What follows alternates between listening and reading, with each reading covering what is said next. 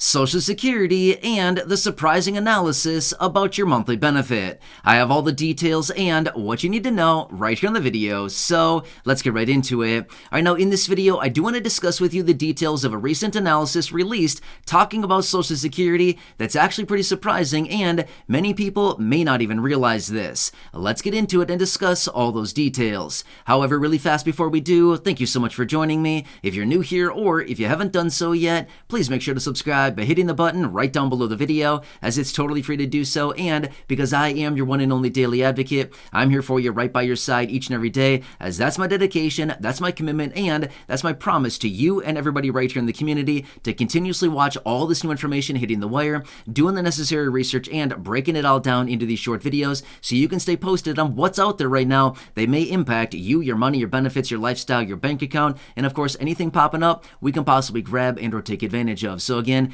thanks so much for joining me. Please subscribe down below if you haven't done so yet, and also remember, I am here for you in any way that I possibly can be. As always, that's my promise, and I'm sticking to it. Alright, thanks again. Let's get into it and talk about this new analysis that was released. And again, many people probably don't even realize this, but again, I'm going to build the case here and point out why this is so important to understand, based on everything we've been seeing coming out right now, especially as Social Security is in the headlines a lot right now, and is definitely a very hot button issue.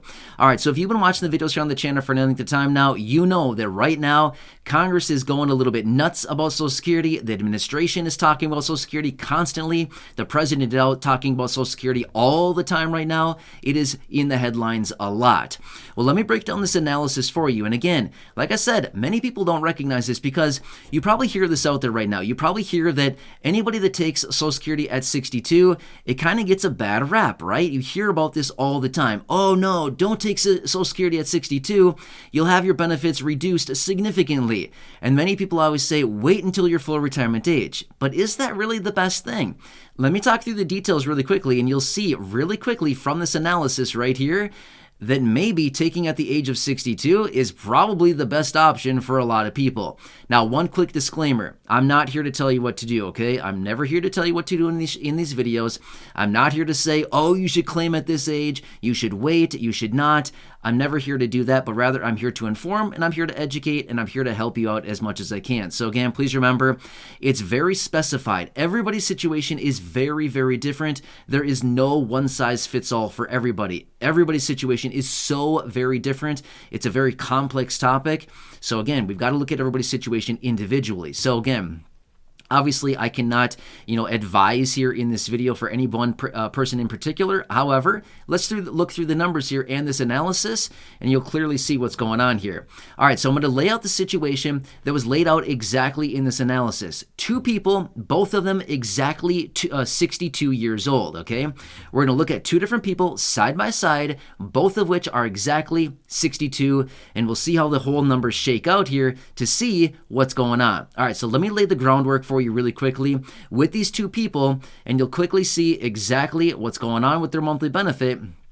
And at the end of the day, who is better off at the end? All right, so again, two people, 62 years old, exactly both of them, okay? Here's the difference. One of them claims their benefit at the age of 62. The other one claims their benefit at the age of 67. Now, other details include both of their benefits would be exactly $2,000 at their full retirement age, and also calculating in a 1.6% cost of living adjustment every single year, okay? So all of this is equal. Make sense? All right, so let's work our way through the next several years. Again, I'm going to just walk through all of this really quickly here, and we'll see the end result of all of this with these two people, kind of comparing their benefits at the end of the day. All right, so here's what it comes down to.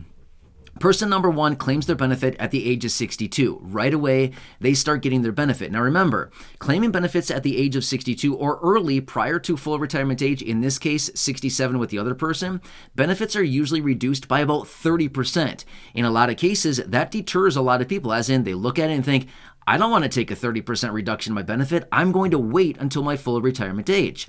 However, let's hold up for just a second here, because you're going to clearly see here the full numbers behind all of this and who's really ahead at the end of the day. All right, so person number one, 62, they're enjoying life, right? They're getting some money every single month from Social Security. They're enjoying retirement or whatever they want to do. Checks are rolling in every single month. life is good, right? Person number 2, again, their life is still good. They're not receiving Social Security yet because they've decided to wait until the age of 67, but they're still doing whatever they want to do, and that's totally fine too. All right, so now let's fast forward all the way out until the age of 77 and 10 months to be exact. So just before these two turn 78, okay? What happens at this time? 77 and 10 months old. What happens? Well, person number 2 claimed their benefit at the age of 67, so they have now claimed their benefit for 10 years and 10 months. Meanwhile, the other person number 1, has claimed their benefit for a full 15 years and 10 months, right? So they've been living the good days here for a very long time, getting checks out of Social Security. Now, to be fair, their checks have been significantly smaller because of the reduction by claiming early for the last, 15 years and 10 months. However, the person number 2 who claimed their benefits at their full retirement age did, to be fair, get a lot more money every single month because they waited until their full retirement age. However, let's compare now. Who has more money? Many people would probably say, oh, the person that waited probably has a lot more money. But do they really? Let's look at the numbers here.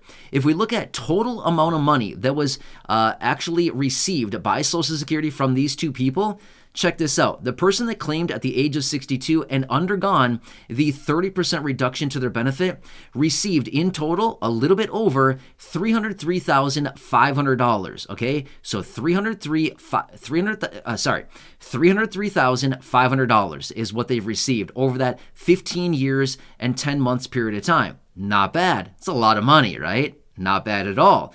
Now let's look at the person who received their benefit at the age of 67, their full retirement age. You might think, wow, they've got to have about $1 million by now, right? Not even close. Let's talk through the details. This person, at the same point, so they've been receiving their benefit for a lot smaller amount of time, but they've also been receiving a higher benefit because they waited until their full retirement age. This person is receiving just under $310,000. What's the difference? The difference is about $6,500 in total. That's it. That's it. Craziness, right? So as you can clearly see here right now, who's actually better off? Well, the good question would be, it depends. At the end of the day, after all of this, the person who claimed their benefit at the age of 62 and now 15 years and 10 months later is only $6,500 behind the other person who claimed their benefits at the age of 67, their full retirement age. They're both receiving well over $300,000 out of Social Security. Interesting, right? Because we always hear this bad rap that's floating around saying, oh, if you file for your benefit at 62, you're going to be way behind and you're going to miss out on a lot of money, right? Well, you can clearly see here, until virtually the age of 78, right? A long time. So they've been claiming their benefit for a long time, both of them. Until virtually the age of 78, they've been basically break even the entire time until 78. Then the person who waited until their full retirement age pulls ahead, and then they basically get more through the rest of their life. So interesting, right? And again, I wanted to point this out for you because we can clearly see all the details here and what this actually means for beneficiaries. Now, one more thing I want to throw out there really quickly. After age 78, well, then it really comes down to life expectancy, okay? I know this is a topic that many of us here in the community don't want to talk about, but it's something we got to talk about really quickly here because now it all comes down to life expectancy for these two as they continue to move on through age 78 and beyond. Because if the person who claimed their benefits at full retirement age, 67, let's just say that that person lives until 90, they're going to receive at the end of the day, a lot more benefits than the person who claimed their benefit at age 62. Because now that person who claimed at 62 is getting a smaller benefit by a significant margin through the remainder of their life. However, up until the age 78, they're both basically at par. In other words, they're basically both at the same level, right? But that is at 78, where the person who claimed later pulls ahead, and then they'll get more collectively through the rest of their life than the other person who claimed. However, the person that claimed at 62, they're having a pretty good time, right? They're having a pretty good life for at least the first 15 or so years, and all is good until the other person pulls ahead, and then they think, oh man, I guess I should have waited a little bit. Now again, I'm not here to say one is better than the other. It's all different for everybody. For some people, it makes perfect sense to claim as early as you possibly can at the age of 62. For some people, it makes sense to wait a few years. And for other people, it makes sense to wait until full retirement age or possibly even beyond that, possibly 68, 69, 70, something like that. So again, it's totally different about everybody's situation, but I want to break this all down for you so you clearly see the comparison here between two people, the exact same situation, and what it really means.